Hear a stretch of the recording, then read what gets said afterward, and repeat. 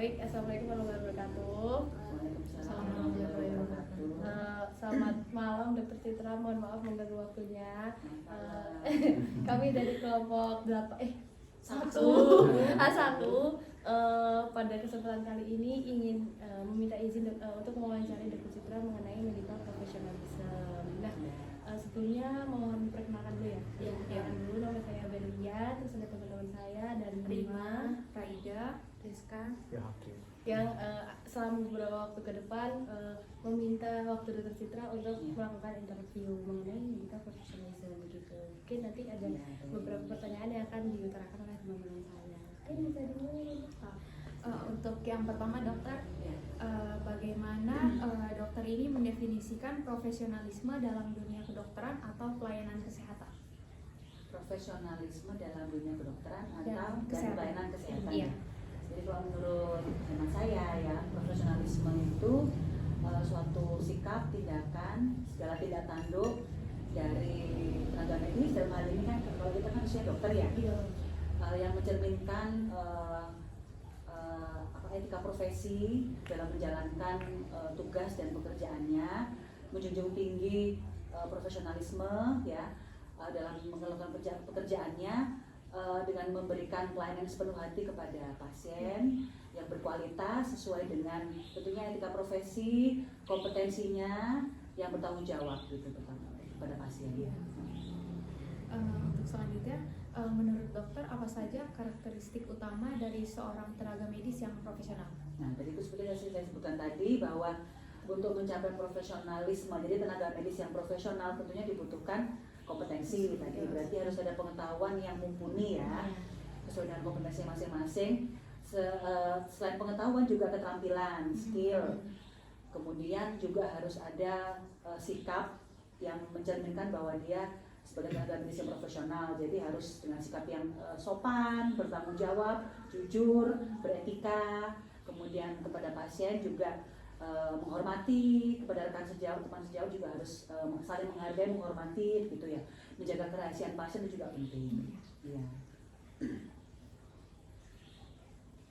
Lalu apakah profesionalisme dalam profesi medis selalu identik dengan penampilan, sikap, atau etika tertentu? Bukan. Kalau menurut saya profesionalisme itu akan tercermin dalam segala tindak tanduk tenaga medis tersebut, dalam hal ini dokter, sehingga cerminan dari profesionalisme tersebut adalah dari penampilan. Jadi mulai dari penampilannya harus rapi, sopan, kemudian sikap kepada pasien juga menghargai gitu ya, menghormati pasien dan keluarganya dan masyarakat umum gitu. Jadi akan tercermin secara otomatis jika dia menjunjung tinggi profesionalisme. Lalu selanjutnya, bagaimana cara dokter menunjukkan profesionalisme dalam praktek medis atau interaksi dengan pasien sehari-hari? Menunjukkannya ya. Iya. Saya selalu berusaha menunjukkan kepada pasien bahwa saya ini adalah memiliki pengetahuan dan keterampilan yang cukup gitu ya, sehingga bisa memberikan pelayanan yang berkualitas kepada pasien ya.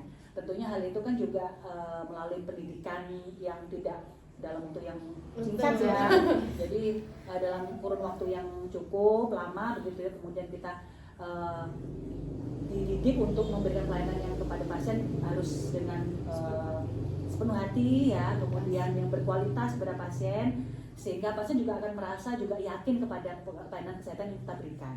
Jadi kita juga harus memberikan kepercayaan kepada pasien bahwa pelayanan yang kita berikan itu sesuai dengan prosedurnya, sesuai dengan protapnya, dengan pedoman yang sesuai dengan kompetensi masing-masing.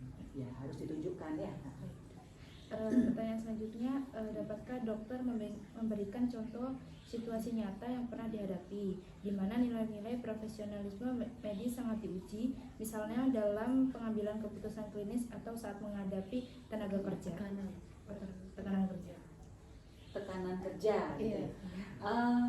Mungkin tekanan yang paling dirasakan kalau misalnya kita bekerja dalam suatu tim gitu ya, misalnya kita di IGD, itu kan ada beberapa orang dan kita harus bisa bekerja sama dalam satu tim.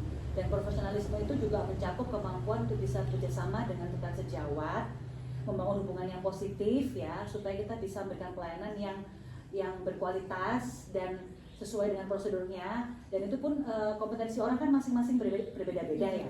Ya, sesuai dengan pendidikannya masing-masing. Dan dalam menghadapi pasien yang emergency dengan banyak kepala, jadi kita harus bisa bekerja dalam satu tim. Dan seringkali mungkin beberapa kali ya, nggak seringkali juga, dan beberapa kali juga ditemukan kendala dalam hal komunikasi gitu ya.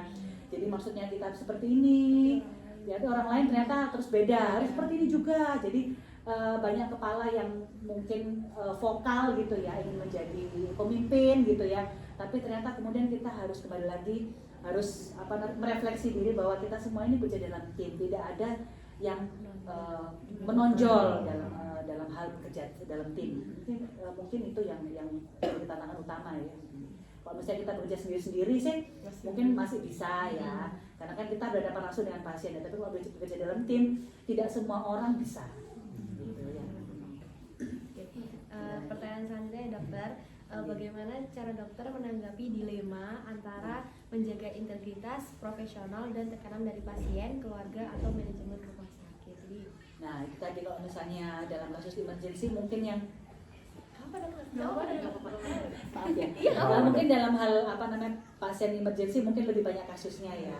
Misalnya dihadapkan juga dengan kalau manajemen rumah sakit mungkin berbenturan dengan asuransi ya. Kemudian pasien dalam hal emergency pengen ditangani secara langsung oleh dokternya langsung, sedangkan persyaratannya ternyata kemudian belum dipenuhi. Nah itu mungkin terjadi benturan ya. Dan kami sebagai tenaga medis, kita juga sebagai tenaga medis, tenaga kesehatan harus siap untuk selalu memberikan edukasi kepada pasien, bangun hubungan yang positif itu penting kepada pasien dan keluarganya untuk menjelaskan bahwa ini tindakannya adalah protapnya seperti ini. Kalau misalnya memang ternyata ada kebijakan dari rumah sakit yang sekiranya bertentangan ya, kemudian kita usahakan kita diskusikan dahulu nih. Kalau misalnya ada memang pasien yang penting ditangani dahulu, kemudian masalah asuransi dan kesehatan mungkin yang nanti akan dibicarakan lebih khusus dengan pihak rumah sakit gitu sih. Kalau menurut saya sih tidak ada yang bisa tidak ada masalah yang tidak bisa diselesaikan dengan diskusi lah tidak ya. Jadi kita menjembatani antara pihak rumah sakit dengan pihak pasien. Oke dokter, mungkin pertanyaan selanjutnya, dokter Citra mungkin lihat dari kami sebagai mahasiswa atau mungkin waktu ada yang koas, ada yang dokter muda, ada yang PPDS, terus dokter Citra sendiri sebagai spesialis, dokter Citra apakah melihat ada perbedaan terkait generasi dalam memahami dan juga menerapkan profesionalisme di dalam bidang medis? Kalau dari tingkat pendidikannya kan jelas kan berbeda ya antara yang masih koas dengan yang sudah dokter umum, apalagi yang mau lulus, yang hampir lulus ini kayak internship ya, masih ada internship juga, sehingga kita sebagai tenaga medis juga harus tahu bahwa ini tidak sama, sehingga kami tidak bisa juga memaksakan untuk menyamakan itu, sehingga kami juga memberikan tugasnya juga sesuai dengan kompetensi masing-masing. Kalau misalnya masih koas berarti memang sesuai dengan kompetensi koas, mereka hanya bisa mungkin observer dulu untuk tindakan-tindakan yang khusus gitu ya, mereka hanya bisa melihat saja. Tapi kalau untuk anamnesis dan tindakan-tindakan yang sederhana gitu, mereka mungkin masih bisa melakukannya dengan pengawasan gitu. Kalau misalnya sudah internship mungkin sudah lebih tinggi lagi kompetensinya, mereka mau dokter umum, jadi mungkin bisa disamakan dengan dokter umumnya. Jadi mereka bisa mengikuti dokter umumnya untuk melakukan tindakan-tindakan yang emergency dengan pengawasan. Jadi harus ada pembedaan seperti itu, dan itu semua harus dipahami bahwa di setiap rumah sakit pendidikan selalu ada seperti itu, jenjang pendidikan selalu ada seperti itu. Jadi identitas itu penting ya. Kemudian sebelum jaga kita juga harus briefing bahwa ini ada diperkenalkan satu-satu. Jadi harus ada ini diperkenalkan, ini koas, ini internship, dokter umum dan yang lain gitu ya. Ini perawat, ini bidan, itu harus. Kalau misalnya secara personalnya itu dok, dari yang generasinya ya, di antar generasi secara personalnya, apakah yang lama itu profesionalnya lebih tajam daripada yang lulusan baru yang baru gitu? Kalau menurut saya yang baru-baru ini lebih kritis ya dalam hal ini ya. Lebih, kalau dulu mungkin saya menilainya ya angkatan yang dulu yang lama itu mungkin disuruh ini tuh langsung dilakukannya. Tapi ada ketakutan mungkin ya, ada apa namanya segan gitu ya. Kalau sekarang lebih ke kritis dulu. Jadi kenapa aku harus melakukan seperti itu? Nggak apa-apa, memang generasinya memang berbeda sekarang dan memang kalian dituntut untuk lebih kritis karena juga mata kuliahnya juga sekarang juga ada berpikir kritis dan logika kritis itu kan yang memang diajarkan ke kalian gitu ya. Jadi tidak heran kalau kalian akan lebih kritis untuk mensikapi kenapa kok harus ini dulu yang dilakukan, kenapa kok nggak ini? Tidak apa-apa, memang kalian diajarkan untuk itu. Jadi tidak seperti yang dulu bahwa dokter itu kalau misalnya disuruh ya ditelan langsung dilakukan tindakannya, nggak tahu itu salah, nggak tahu itu benar, dan bagaimana caranya kan ya. Kalau kalian harus lebih kritis ya, kenapa itu harus dilakukan, kemudian indikasinya apa, itu harus ditekankan ke kalian sekarang sih. Jadi perbedaannya itu sih. Jadi dari mata kuliahnya udah berbeda kurikulumnya. Jadi tentunya nanti hasilnya nanti kalian juga dalam mencikapi pasien juga di lapangan klinisnya juga berbeda. Lebih kritis ya harapannya begitu. Menurut dokter, apakah profesionalisme dalam kedokteran dapat dilatih atau lebih banyak terbentuk dari karakter dan pengalaman? Jadi lebih dilatih atau dari karakter atau pengalaman? Kalau saya, menurut saya karakter itu penting ya, karakter watak itu seseorang penting ya. Tapi juga profesionalisme itu tidak bisa dibangun seperti bangun candi Prambanan dalam semalam, nggak bisa.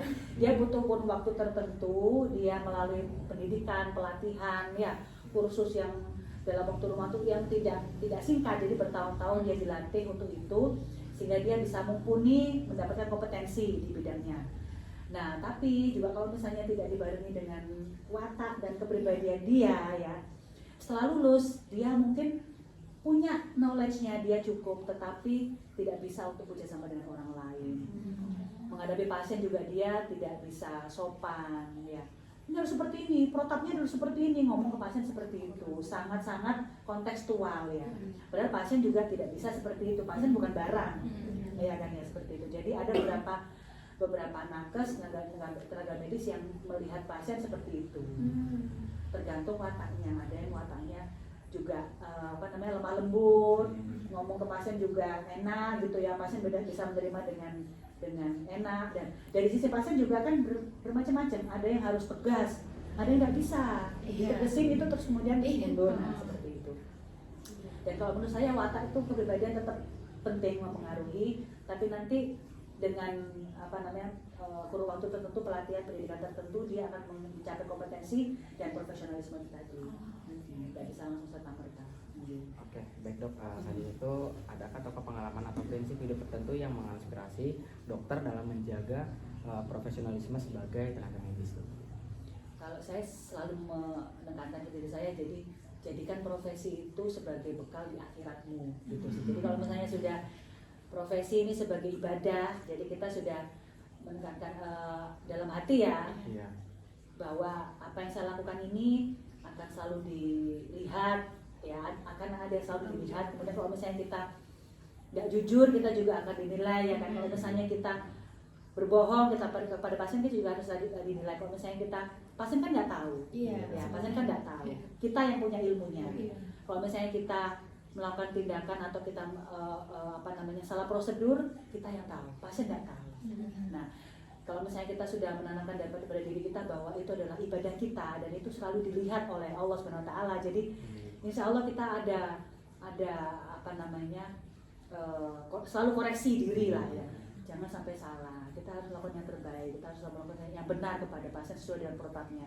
Jadi itu sih selalu yang saya tanamkan pada pasien supaya memberikan pelayanan yang terbaik kepada pasien. Oke, baik dok. Selanjutnya, apa pesan dokter kepada mahasiswa kedokteran atau tenaga medis muda dalam membangun sikap profesional yang kuat di tengah dinamika dunia kesehatan saat ini, dok? Dunia kesehatan saat ini ya, dengan macam-macam misalnya berubah-ubah. Nah, itulah. Pesan saya sih, walaupun berubah-berubah begini ya, tapi tekankan ke kalian tadi itu. Jadi kalau misalnya kalian sudah menekankan bahwa saya ini adalah individu yang harus bisa bekerja profesional. Nah, itu yang pertama. Jadi saya harus punya pengetahuan, pengalaman yang cukup, skill yang cukup untuk bisa memberikan pelayanan kepada pasien. Di lain itu juga saya harus bisa bekerjasama dengan baik kepada teman sejawat, rekan sejawat, kemudian menghargai pasien dan keluarganya. Itu kemudian juga itu tadi, jadi tanamkan kalau misalnya Muslim berarti ya itu adalah suatu ibadah untuk kita. Jadi tanamkan bahwa semua yang kita lakukan itu nanti akan, kalau misalnya kita lakukan dengan sepenuh hati akan dapat pahala. Sebaliknya kalau misalnya kita lakukan sebagian kita akan dapat dosa. Gitu. Jadi koreksi untuk kita. Kalau misalnya kita sekiranya belum bisa melakukan itu, ya jangan menutup diri kita untuk meminta bantuan atau meminta kepada yang lebih berpengalaman, kepada yang lebih senior. Walaupun mungkin memang umurnya lebih muda, jangan malu, tidak apa-apa. Mungkin dia sudah konsultan lebih dulu, tidak apa-apa. Saya sering bertanya kepada junior saya, bagaimana kalau untuk istilah konsul lah ya, untuk seperti ini bagaimana, kemudian mereka memberikan imbalan kepada saya, itu juga merupakan ilmu bagi saya. Jadi jangan merasa bahwa kita sudah spesialis, kita sudah merasa cukup dengan ilmunya, harus lebih berkembang lagi, mengembangkan diri ya.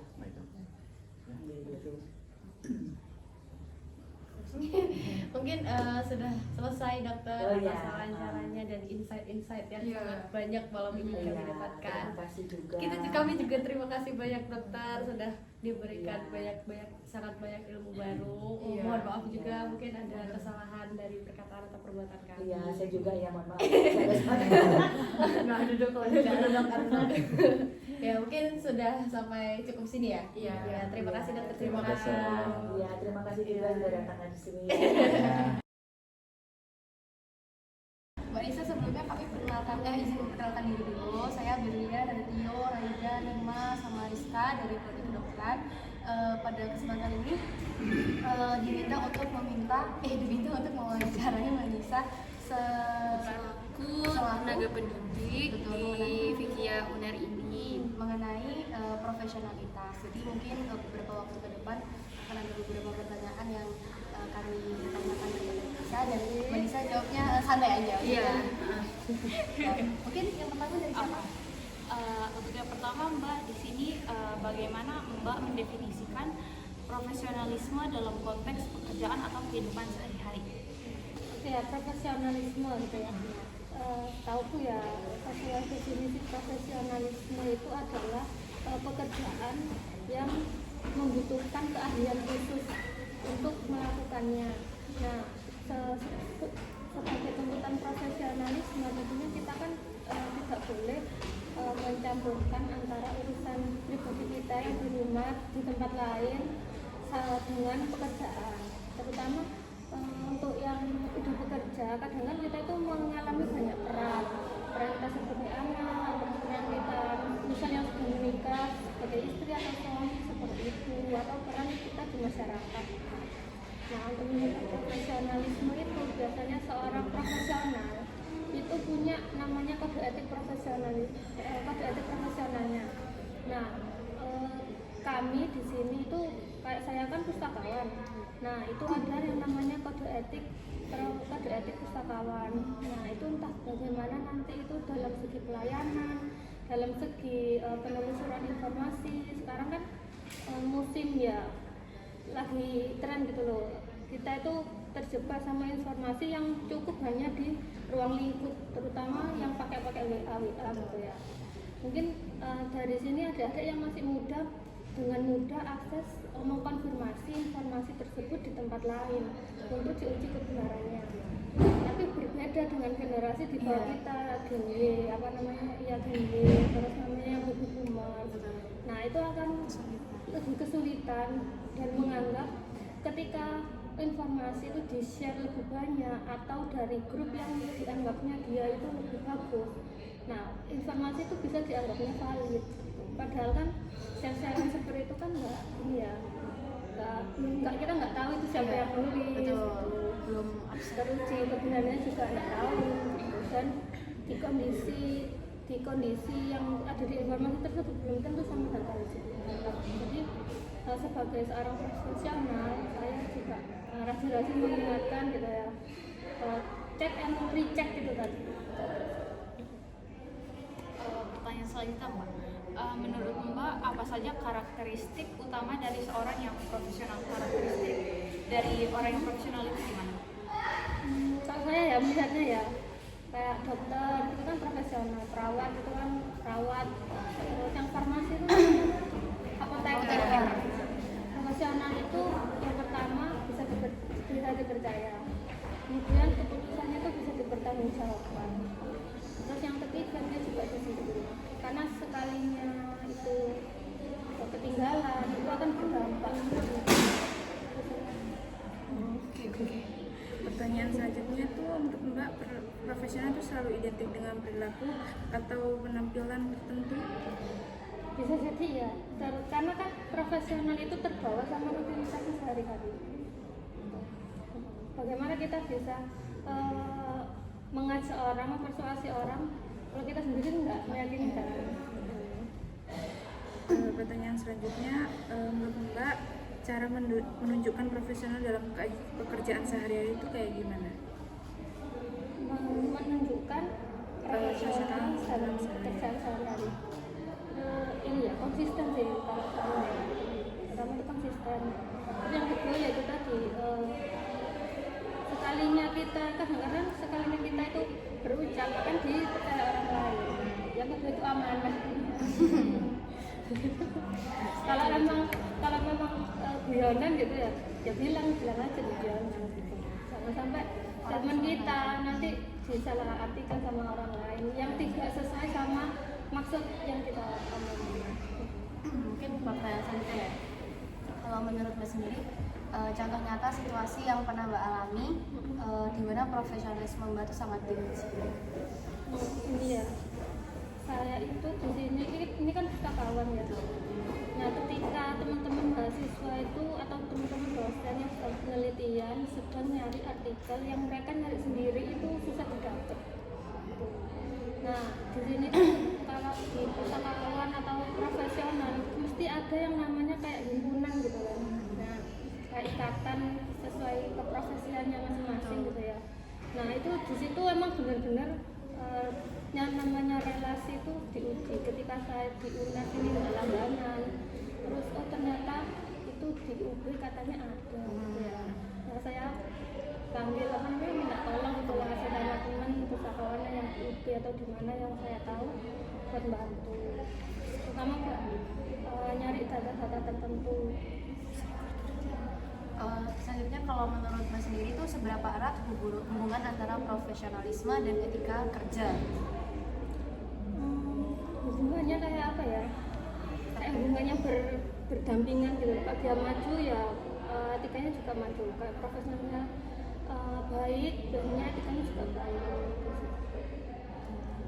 Selanjutnya Mbak, kalau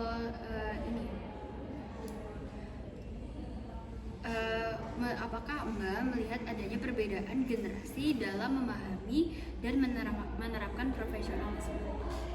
Kalau saya melihatnya ya mungkin karena yang saya lihat yang sekarang itu kan yang di adik-adik tingkat kan berbeda semua ya.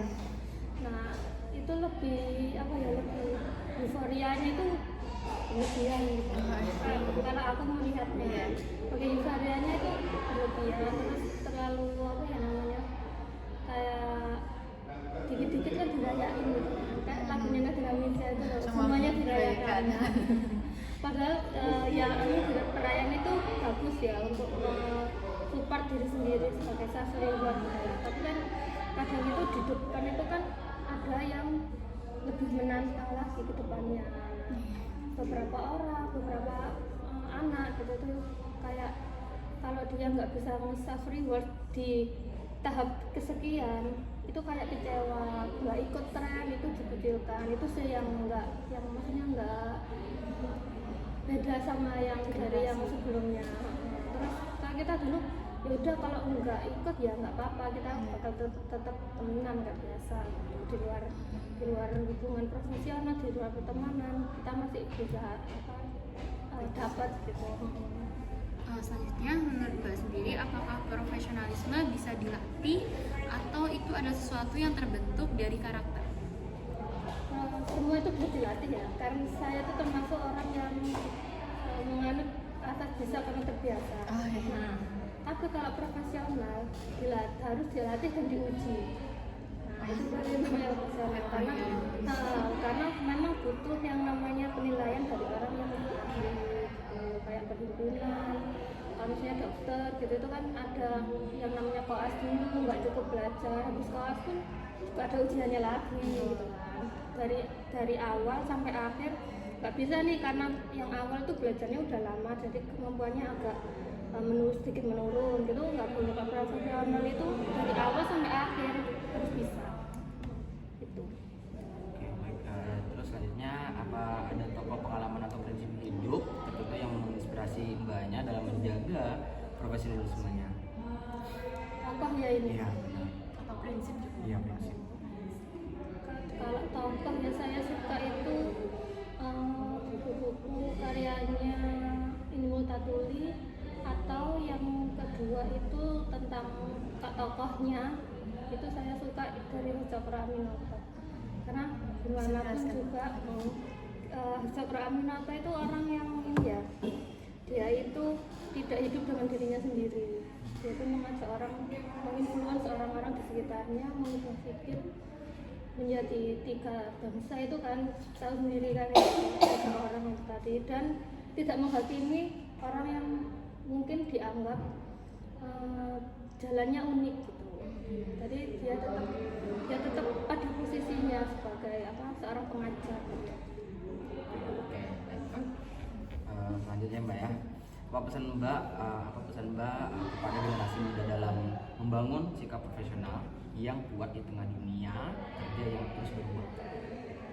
Jangan cepat puas, terus mengasah, diasah terus, dan melihatnya itu dari banyak sudut pandang, biar kita nggak mudah menyimpulkan dikit-dikit kok tiba-tiba salah, ternyata dari sisi lain itu ternyata benar. Untuk meminimalisir konflik gitu kan ya. Banyak pandangan. Iya, melihat dari banyak sudut pandang. Mungkin dari sini Mbak ya. Makasih udah. Ini kemana aja? Sama satu lagi ke Mbak aja, satu lagi ke dokter. Oh, iya. Kemarin kebetulan dipilih sama Rizkia sama Mbak Nisa. Kenapa ya? Kurang tahu juga. Mbak, Iya, makasih Mbak iya. udah Atas nyempatin kesempatan. waktunya. Iya. Maaf ya Putih, maaf. Iya, maaf banget. Terima kasih Mbak. Siswa, Saya ingin jawab. selesainya jadi Iya, iya, Mbak. Oke, Mbak. Oke, Mbak. Makasih Mbak ya. Ya.